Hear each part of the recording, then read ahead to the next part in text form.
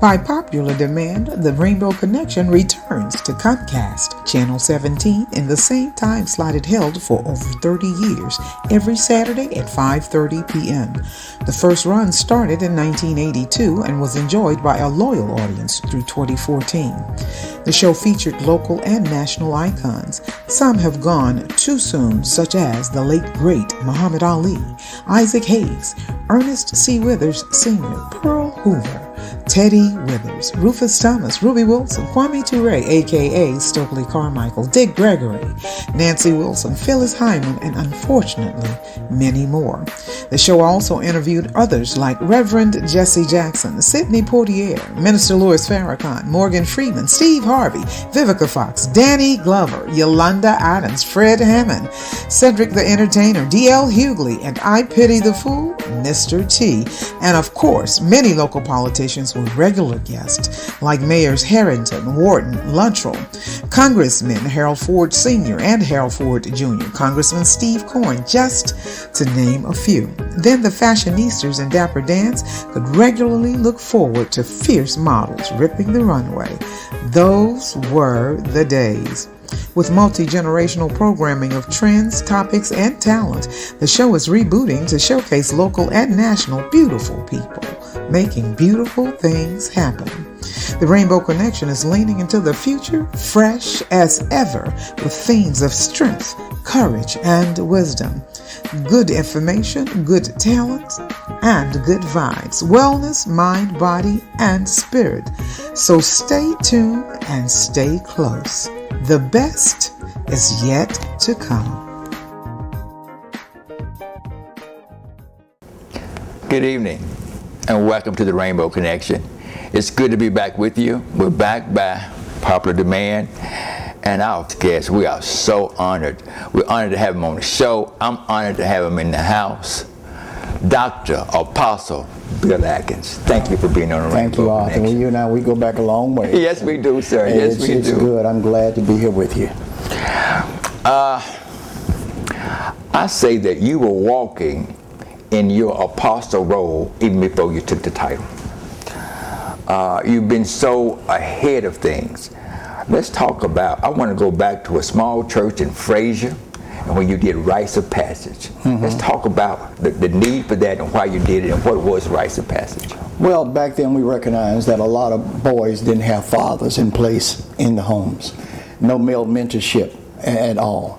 And through the African model of Rites of Passage, where boys at the age of 12 are taken off literally from the village, taken out into the woods and with the men, and the men mentor them and talk to them and train them and teach them how to be men, and then put them through various tests, some physical tests. You're going to do this and do that and hold each other up and carry your brother for a mile, pick this one. I mean, things like that, just manhood training in itself, that was part of the African culture. I picked a lot from the Ashanti tribe that I came very familiar with in West Africa, in Ghana. They installed me as an Ashanti king.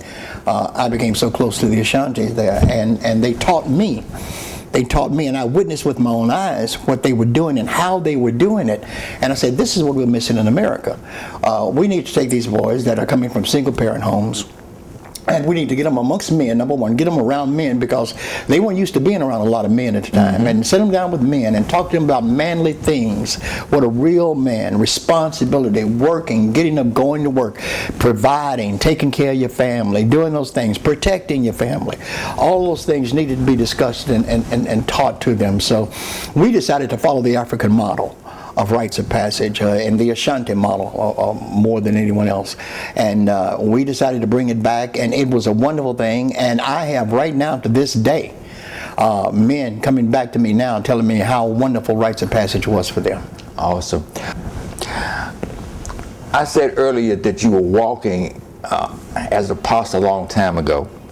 You were the first church known to have armed security in your church long before it got popular, long before all these shootings. And not only that, you sponsored several seminars for other churches to learn. Comment on that. Well, you know, in my estimation, we had been miseducated about God's word in many places. When we see the scripture of turning your swords into plowshares, I mean the plows, and we see things like that, and the meek shall inherit the earth, and he live by the sword, die by the sword. That's all in the Bible. There is. But there's some other there that we weren't taught. Jesus asked the question one day, do you have a sword? Now, this was the day that he knew he was going to be taken. This was Thursday. He knew that night they were going to take him to kill him. And he asked Peter, James, and John, do you have a sword? And they said no. He said, then sell your clothes and go buy one. So that's what Peter got, the sword that eventually he cut off the ear of the Roman soldiers. We know that story. But they armed themselves. Who asked them to arm themselves? Jesus asked them to arm themselves, because it was important to Jesus that he not be taken before his time. He was making sure that he fulfilled all prophecy in the manner, just straight out of the Old Testament, the way it should be, that they could not take him until Friday morning. And they had to protect him, and they brought swords to protect him. So now that's one example. Jesus says in another sense that we shouldn't be victims to people. We shouldn't allow ourselves to just be victims of people. So churches had been hearing these things from one side. I call it from the slave preaching that came from the master, who told the preachers, tell them about peace. Tell them about love your enemy.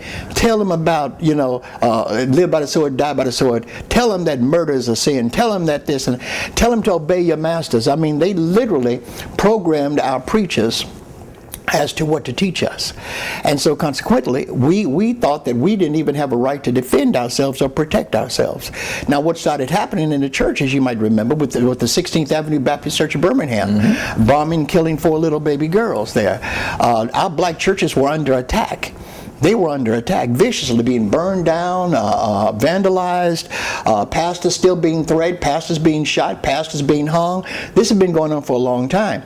Now, add to that fact that I come into the ministry out of talk radio, where I was already threatened, where I was already demonized and hated by racist white elements in this community in the Mid-South. Now, put all that together, and now I'm in a church, and my concern is the safety of the people. And sadly, we saw in later years, just a few years ago, we saw what happened in the mother church of the AME in South Carolina, where people in prayer meeting just killed. So I knew then that we should be able to protect ourselves, that we had a right to protect ourselves, and having armed protection was not against God's law. It was not unethical. It was just the sensible thing to do. Somebody's got to watch. Jesus told the apostles in that Garden of Gethsemane, he didn't say pray and watch. He said watch and pray. He said watch and pray, meaning they are watchmen. And that's what we call our security force, the watchmen. Watch. While we close our eyes, if we close our eyes and pray, don't you close yours. Right. You keep your eyes open. Right. Your calling, your responsibility as protectors of this church is, when we close our eyes to pray, you keep your eyes open. You protect us when we go out on the parking lot. You protect us when we have in prayer meeting. You protect us when we have in choir rehearsal. You protect us when we have in worship service.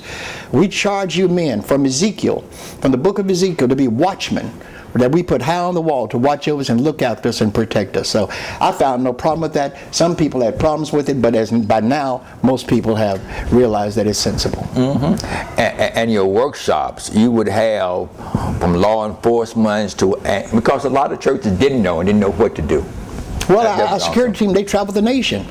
You might remember in Denver, Colorado some years ago, a female security guard in the church, a female watchman in her church, a man came in the church brandishing a weapon and started shooting. The female security of the church shot the man. She didn't kill him, but she shot him in the church. She had attended one of our classes that we had in Memphis. She had come to Memphis to learn church security from us, and she took that back to Denver, and she defended her church, and God knows what would have happened if she hadn't disabled that particular person that day. How many people could have been killed? But she was there, standing in line, risking her own life to protect others, and she probably saved a terrible situation. I remember you had TDJ staff. That's awesome. All right, let's go over a little bit. No, one time, let's talk about you on the radio. Don't mess with me. As a conscious community, early on, we had two things that we were trying to strategize on.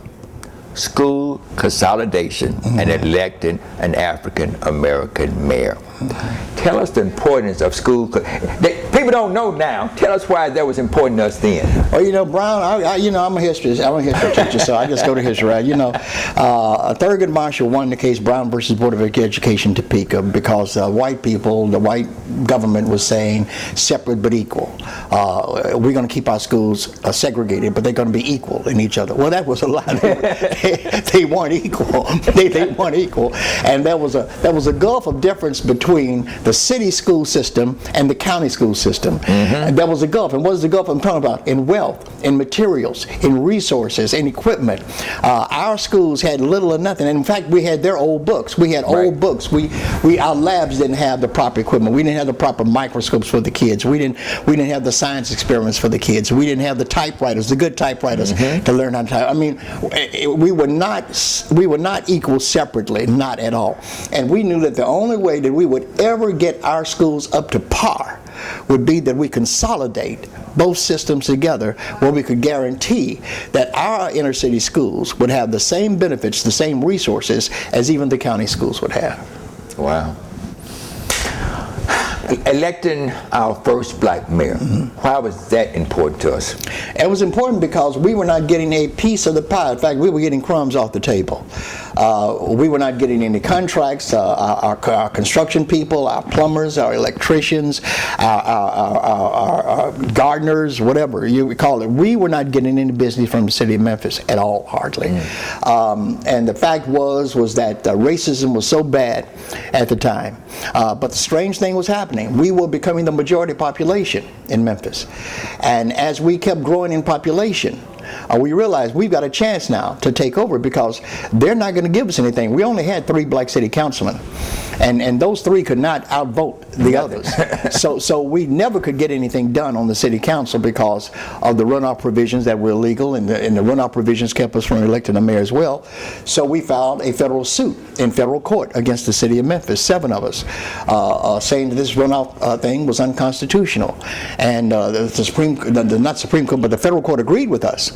And we won that case against the city, so it knocked out the runoff provisions. So, okay, now we got a chance to win. Now, why must we win? To get our fair share. To get our fair share of resources, of parks. Their parks had everything. Our parks had little or nothing. Their areas had lights and paved streets and parkways. Ours had nothing. Their potholes were filled. Ours were not filled. This is how it was. There was nothing coming our way. And whenever they wanted to dump something or have a landfill, they always did it in our communities. So we knew that the only way we could really change this was through political power. We had to gain the political power. We had to take control. And we were becoming the majority. I think we were about 55% in 1990, about 55% of the population. Now we're 68% now. But that was just enough to win an election. If all of us went out and voted, we could win the election. And we knew we could, and we did. So it was important to us that we get the big piece of the pie that we deserved in the first place. And at that time, there was no guarantee. Some people in our community didn't think it would ever happen. And so you have to keep that in mind now about upcoming challenges. Those were 2 major things. Name me maybe 2 or 3 things now that as a community we should be addressing. Well, I think we still have problems. Unfortunately, Memphis is still controlled by what we call old cotton money. Even though the cotton industry is not what it used to be, the old money that was made by the cotton industry, the people that really control Memphis are still these same people. They sit in the dark shadows in the back in the country clubs, but they pull a lot of the strings, especially still now in contracts. We are one of the few cities in America that has an African American majority, but we have a white mayor.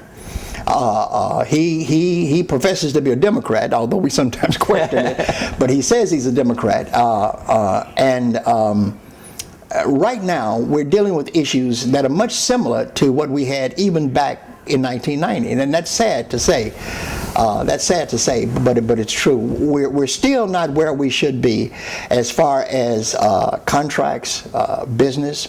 Atlanta, at around 1990, took off like a rocket because Maynard Jackson, a dear friend of mine, and the white community got together in Atlanta, and the white citizens of Atlanta understood that the black people were going to be the majority, and they knew that they wouldn't have the political clout to win these elections.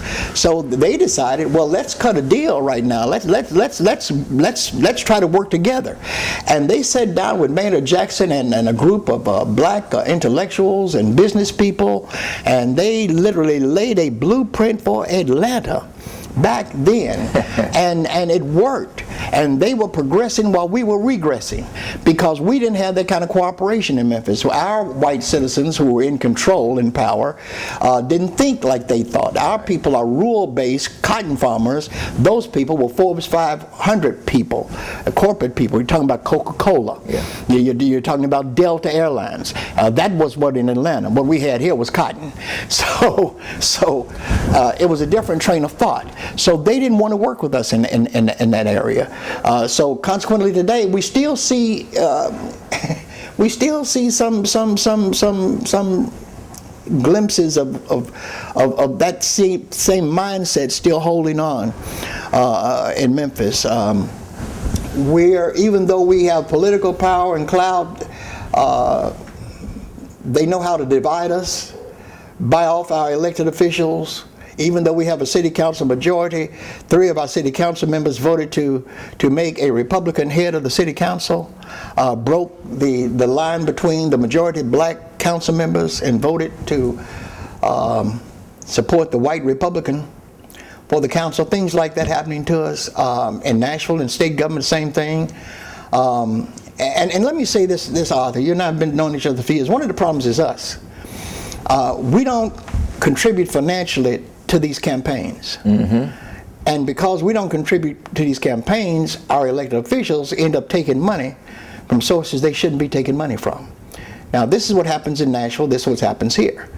And when you take money from people, they leverage you. You're leveraged now. When a politician, whomever a politician takes money from, they're going to be leveraged by that person. They're doing it for a reason. They're not doing it out of their goodwill. They're doing it for a reason. They want you to do something they want you to do. And consequently, we end up divided now, even though we have the majority. And what hurts my heart is I fought hard suing the city of Memphis and winning in federal court to have a black majority, and then the black majority turns against us. That's, just imagine going to federal court, suing the city, and winning back then. I mean, it was amazing. It's amazing. I want to hit the People's Convention. No, let's go back. Before I get to that, there's so much I get. Let's talk about violence. The violence in our city, the crime in our city. Yes, we need more police officers. What can we do? Just comment on that. Well, there are socio-economic reasons why every impoverished community suffers from a high rate of crime. You in law enforcement for years yourself, you know. Poverty will breed crime. Joblessness will breed crime. We know that. Living in poor and horrible conditions will breed crime. But at the same time, I will come back and say to you, being impoverished is not a license for you to commit a crime. That's not a license for you to do it, but we know that it breeds it. So society has to make a decision. We need to bring people up. We need to bring people up on a level where they don't have to steal, where they don't have to sell drugs. We need to make sure that people get a good education, a quality education. We got kids graduating from high school right now. They can't read, can't write, can't tell time on an analog watch. They can only tell time on digital that says the numbers. They can't look at the hands and tell you what time it is. These are high school graduates now. They can't read above a 5th or 6th grade level. They can't read. Many of them they can't do simple math in their heads. They can't count their own money. We got a wealth of people out here that can't count the money, if they are working, they can't count the money that they make.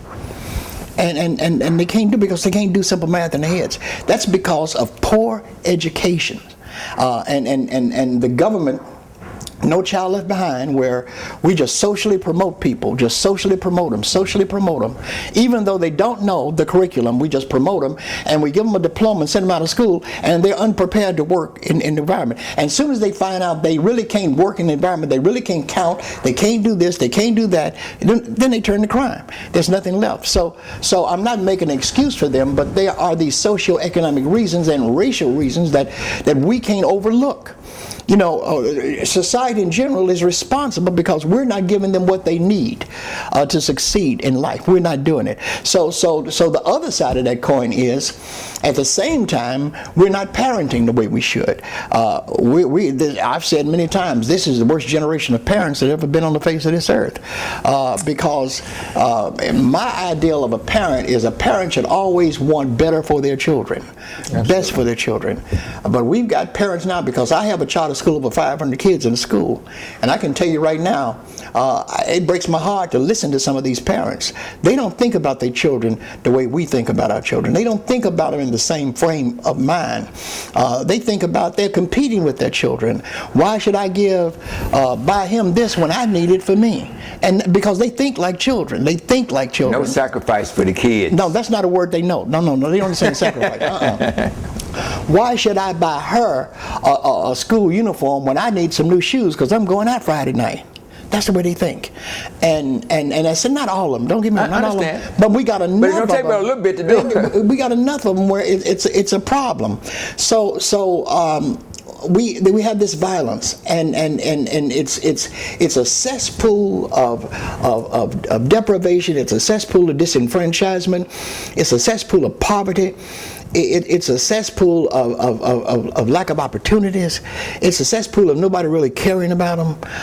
It's a shame when you go in some of these communities, and I've had boys. We bring them in our church. We have Manhood University. We have learning for manhood, training for manhood, and as you said, our Rites of Passage program is translated into training for manhood. And we bring them in and we sit down and talk to them, and they shock us when they say things like, I don't understand why I should do this or why I should do that, and I don't know why. And the lack of basic home training is so evident and so apparent. So we have to start from day one, at letter A. This is right, this is wrong. You can do this, but you can't do this. You can say that, but you can't say this. The basics. Your basics. You can't treat her like that. The basics. You can't do that. You can't talk to your mama like that. You can't talk to your mama, your grandmama like that. You can't slap your mama. And you never thought you had to have that conversation with anybody. No, just to say, you can't hit your mother. They look at you like, why? You can't hit your mother. You can't ball your fist up and hit your mother. Why? Why? When you see a wealth of kids that have come up like weeds in a field, and they don't understand family connection. They can't tell you, many of them can't tell you how a cousin becomes a cousin. They don't understand how an aunt becomes an aunt and an uncle becomes an uncle. And they don't understand a first cousin from a second cousin to a third cousin. They don't understand family connection. If you tell them that's your auntie, okay, now tell, how did she become your auntie? That's your mama's sister. That's your mama's sister. That's how she became your auntie. Anybody that's your mother's sister, if it's your mother's sister, that's your auntie. If it's your mother's brother, it's your uncle. And they look at you like, I didn't know that. I didn't know that. So that's literally what we're going through now. And that's a tragedy for us in our communities. But still, again, we make no excuses. But there are reasons, there are substantive reasons as to why poverty just breeds violence and crime and anger, no hope. When you take hope away from kids, they don't have anything left. Well, when they don't have a hope, they have a dream of one day. You know, when you were a little boy, as a little boy, what you gonna be when you grow up? That's what people would ask you. Yeah. And we'd always have an answer. Right. We'd always have an answer. Right. Well, we'd say something, you know. Something, I right. want to be a policeman. Right. I want to be a fireman. Yeah. I want to be a whatever. teacher. You had something. You had something to say. You ask some of these kids, they can't respond. They can't respond. Got a long way to go. We got a long way to go. All right, let's flip it. We've had some heroes and I got you here, I'm kind of all over the place, to leave Muhammad. Okay. People's Convention. Most candidates signed to participate. Okay. To leave Muhammad came to the convention. He didn't sign. He didn't come to participate. He came to watch. Right. But he had the heart of the people. Once he saw what was happening, he stepped back and endorsed it. Yes. People like him. People like Miss Crenshaw. Oh yeah, Cornelia Crenshaw. Yes. Right. I've been looking at some great warrior. Yes, Great I've warrior. been looking at some of the footage and seeing some of these people. Yeah. Comment on some of that. I know we're running out of time. Well, Talib Muhammad, you know, he and I, me being a Christian, him being a Muslim, we had some differences from time to time. But, you know, I had great respect. The man was brilliant. The man was brilliant. He was a great strategist, a great intellect. He had a talk show as well. Talib had great ideas, great thought, great strategy. I mean, the man was just gifted, and I certainly respected him. You know, even if I disagreed with him on some things, I respected him. And he was a great part of that People's Convention. He was a great instrument in that People's Convention, and that's why I say we must always give credit. You know, as you get older, you learn that you don't have to agree with everybody on everything. Apostle, the Ku Klux Klan has some strong words about you. Talk about that for a hot minute.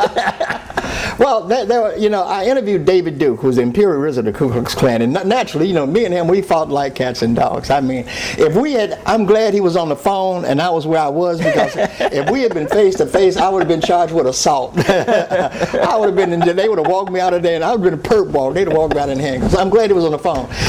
But then there was his chief Klansman in Memphis was a fellow by the name of Scott Shepard.